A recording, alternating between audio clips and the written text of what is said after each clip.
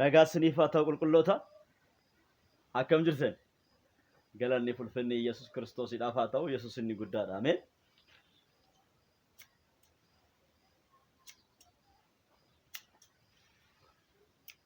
Yesuusiidhaaf galanni guddaan haa ta'u.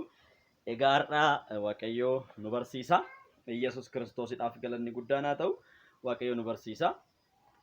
Haalelooyaa. Kutaa macaafa qulqulluu keessaa lafa tokko walii wajjin in ilaalla. Yesuus mukichi waynii inni dhugaan ana. Mukicha dhaabee kan eegu ammoo abbaa kooti. Dameen utuu anatti jiru ija hin godhanne hundinuu in murama. In mura. Damee isaa ija godhatu hundumaa garuu caalchisee akka inni ija godhatuuf irraa in qixxaa'a. Yesuusiidhaaf galanni guddaan haa ta'u. Ameen ameen. Egaa Yesuus mukichi waynii inni dhugaan ana erga jedhee booda dameen otoo anatti jiru ija hin godhanne hundinuu muramee baduuf jira jedhee gooftaan keenya Yesuus Kiristoos dubbata. Yesuus Kiristoosiidhaaf galanni guddaan haa ta'u. Damee ija godhatu garuu caalchisee akka inni ija godhatuuf irraa hin qixxaa'a. Kana jechuun irraa in mura.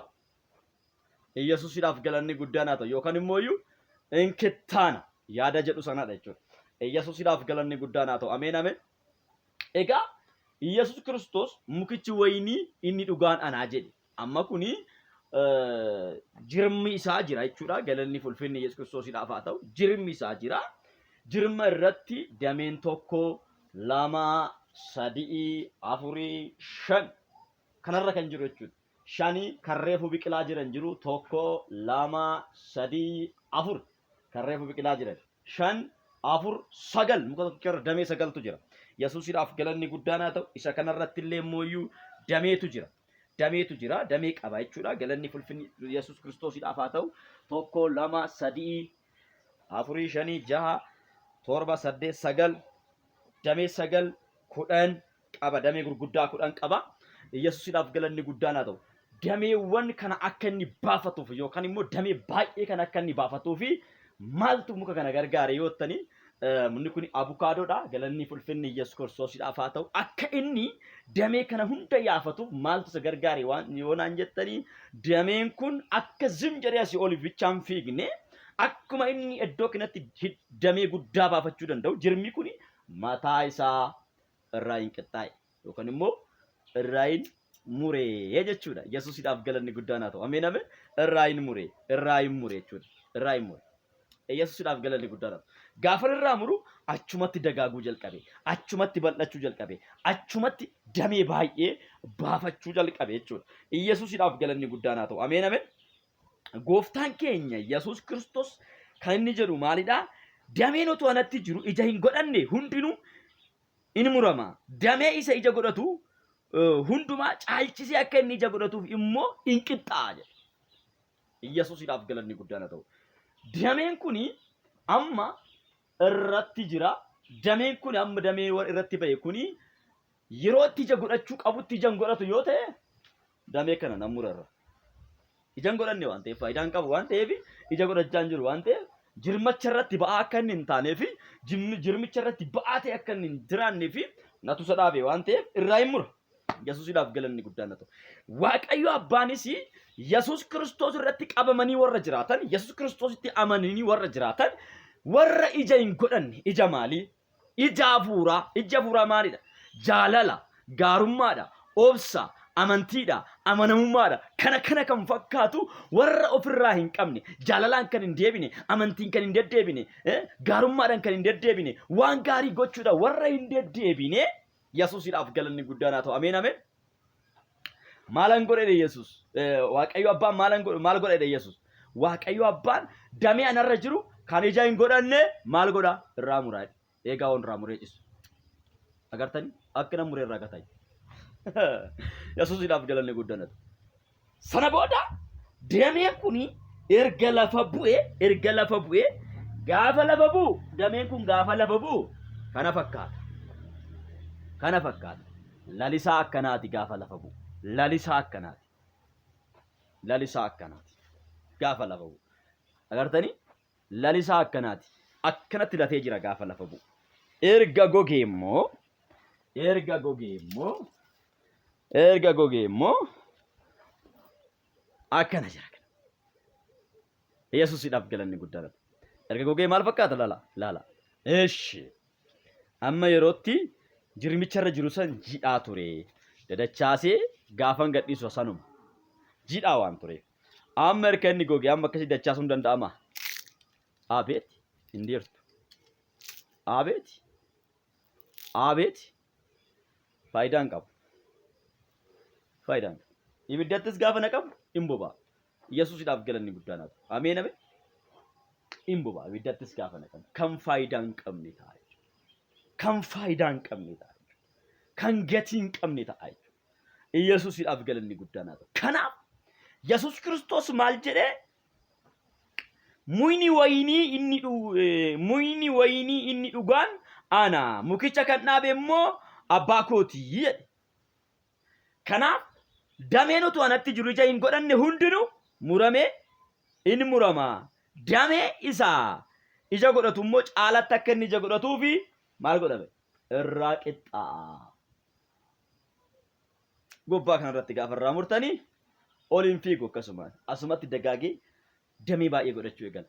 Zim jettanii yoo hin qixxaane yookaan immoo yoo irraa hin murre amma kuni irraa murame asumatti dagaagee hidda baay'ee baafachaa jira. Jalqaba kophaa isaas ol fiigaa ture. Homtuu irra hin jiru ture. Kophumaas ol fiigaa ture. Qat jedheetumas ol fiigaa ture amma kophaa isaa jechuudha. Qat jedheetumas ol fiigaa ture. Gaafa naqee mataa isaa fiixee caafii isaa gaafa naqeetoo irraa kutee lafa kaayu achumatti dhaabateeti damee yaafate. Osoo qat jedhee asii ol ba'e fireen inni godhatullee gisee firee godhatetti firee muraasa godhata. Firee 10 caalan godhatu. Ammoo firee danuu godhachuu danda'a. Tokkichi asii ol ba'e 10 kan godhatu yoo ta'e amma damee meeqa godhateera? Damee 10 baafatee jira. 10 gaafa baay'iste 100 guutuu godhata jechuudha. Abukaadoo 100 godhachuu danda'a. Yesuusidhaaf galanni guddaan haa ta'u. Ameen. As keessa abukaadoon jira, paappayeen jira. Yesuusidhaaf galanni guddaan haa ta'u. Warqeen jira. Yesuusidhaaf galanni guddaan haa ta'u.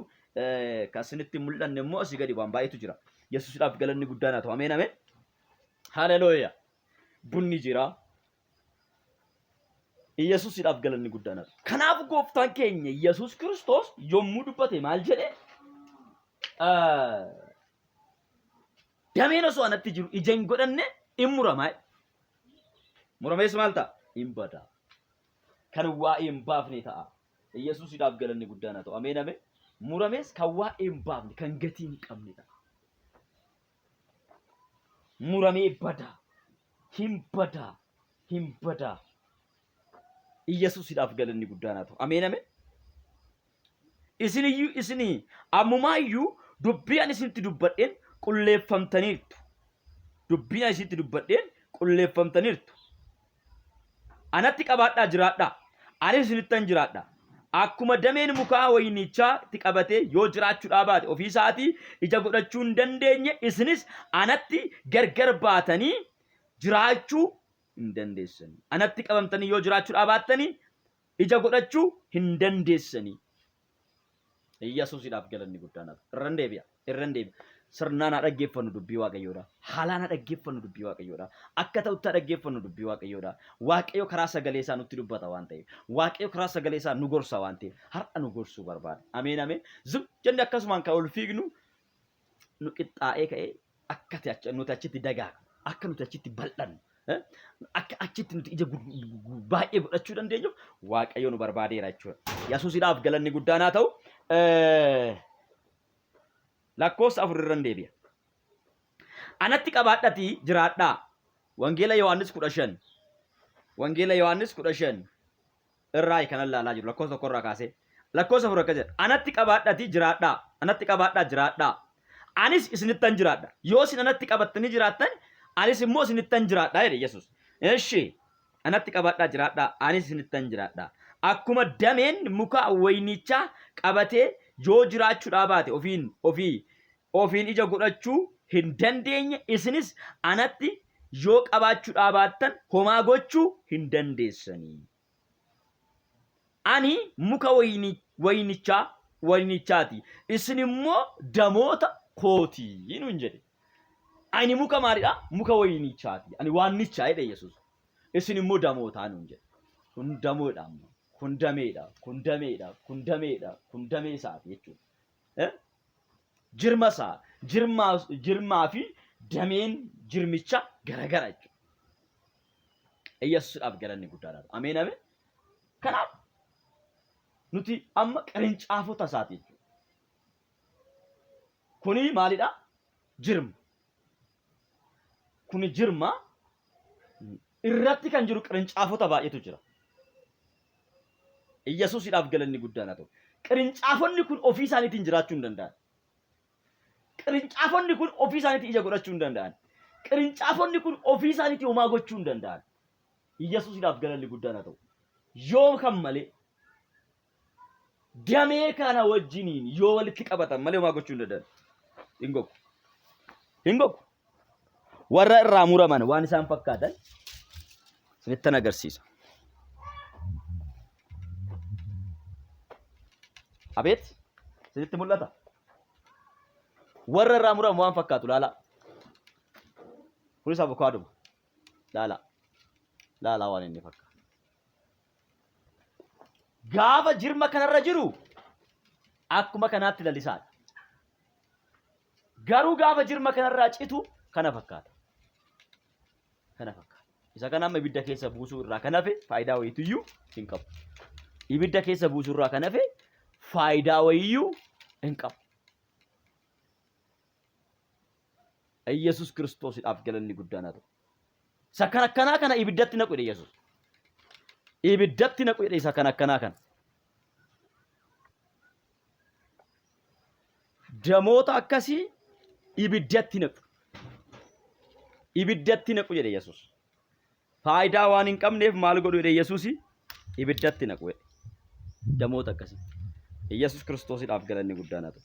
Damoonni akkasii ibiddaaf malee waan biraaf hin fayyadanii. Ibiddaaf yoo ta'e malee damoonni akka kana ibiddaaf yoo ta'e malee homaafuu fayyadan jedhe Yesuus. Damoonni akka kana ibiddaaf yoo ta'e malee homaafuu faayidaa hin qabanii.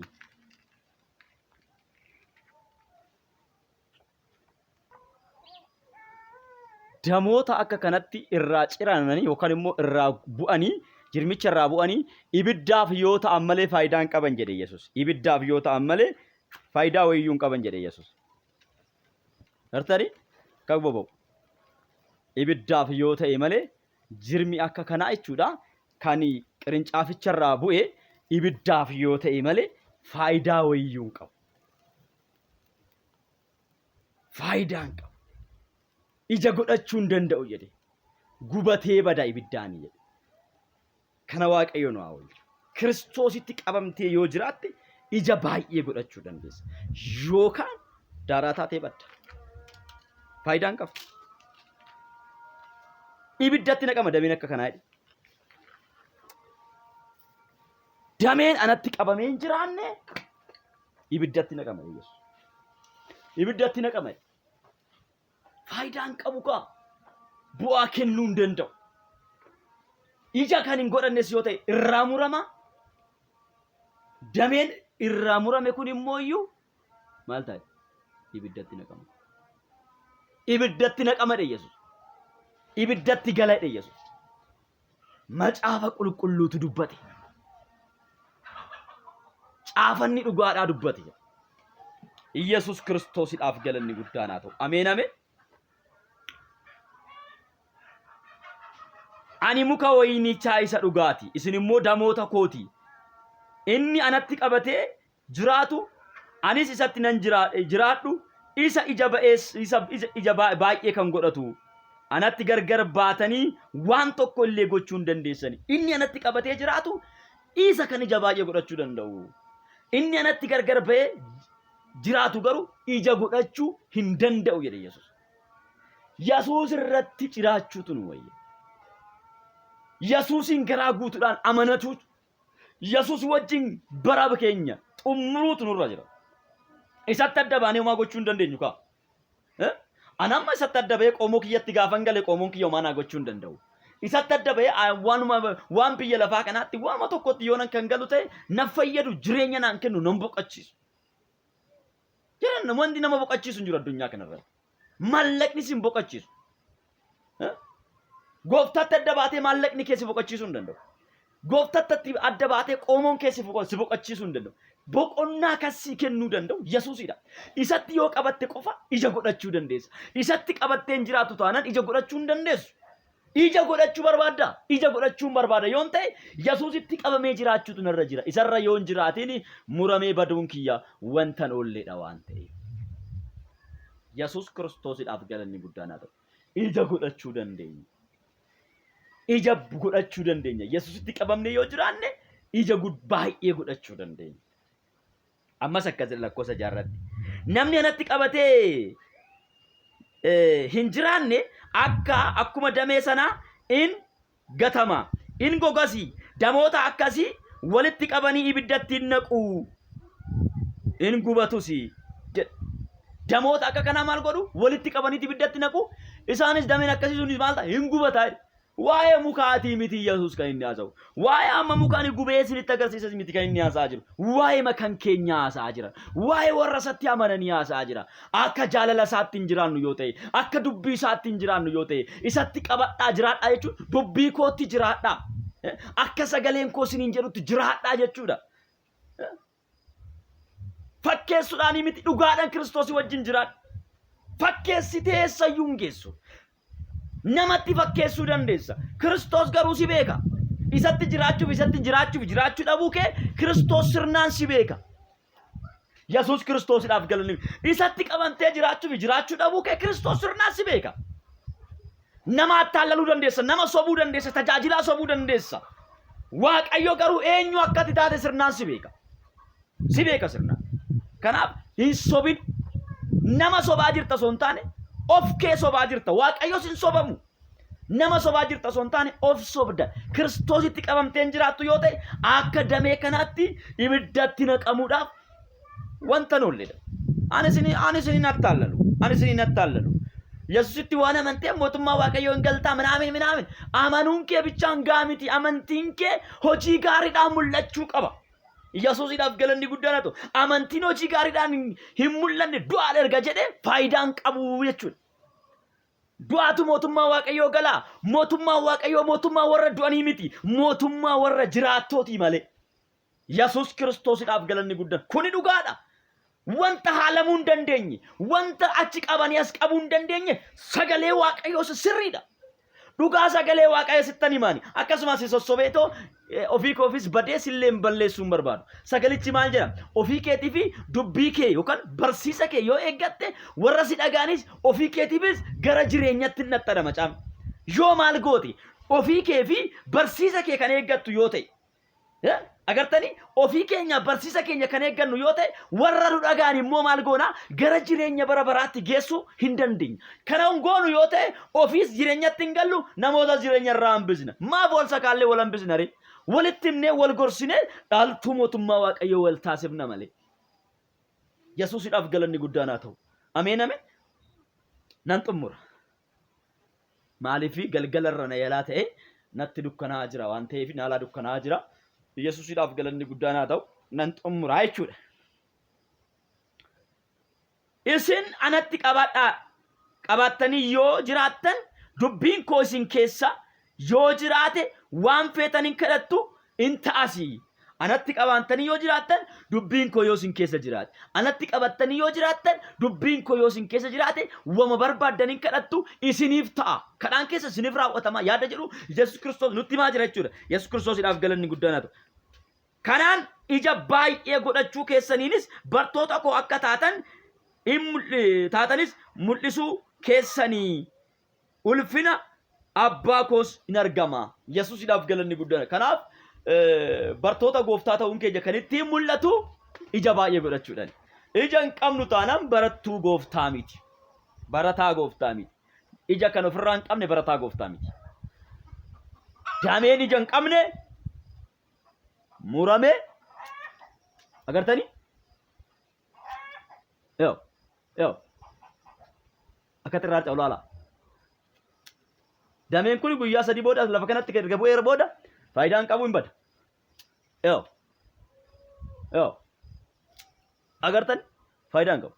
Irraa harca'eedha akka sanatti goggogaa deebi'ee maal ta'a? Ibiddaaf ta'a. Ila hin gogga akkanatti jechuudha. Bakka hallaqe dhumate faayidaan qabu. Faayidaa malee taata Yesuusitti adda baatee hin jiraatiin. Gooftaan sin haa eebbisu. Guddaa sin jaaladha, guddaa sin kabaja. Wanti sin barsiisuuf, wanti sin gorsuuf waliin mootummaa Waaqayyootti galla waan jedhu waan na keessa jiruufidha. Waaqayyo sin haa eebbisu. Barri keessan jireenyi keessan maqaa Yesuus Kiristoositiin kan eebbifame haa ta'u. Guddaa sin jaaladha, guddaa sin kabaja. Akka sin jaaladhuuf sin kabaju sinu gaarii gootanii beektu. Shalom. Ayyaana Waaqaa keessa tura. Gooftaan sin haa eebbisu. Sagalee Waaqayyoo barsiisaa caaludha. Isarraa baradha. Ameen. Isarraa baradha. Dubbii kanarraa baradha. Eebbifama obboleessa keessan gammachuu urgeedha. YouTubeii koo share subscribe gochuu hin dagatinaa. Gooftaan sin haa eebbisu. Isa ofii keessanii dhageessan kana namni biraa isaa dhaga'uuf share godha. Subscribe gochuun keessan immoo iyyuu sagalichi yommuu barsiifamu akkas hin dhaqqabuufi. Eshi gooftaan sin haa eebbisu. Eebbifama.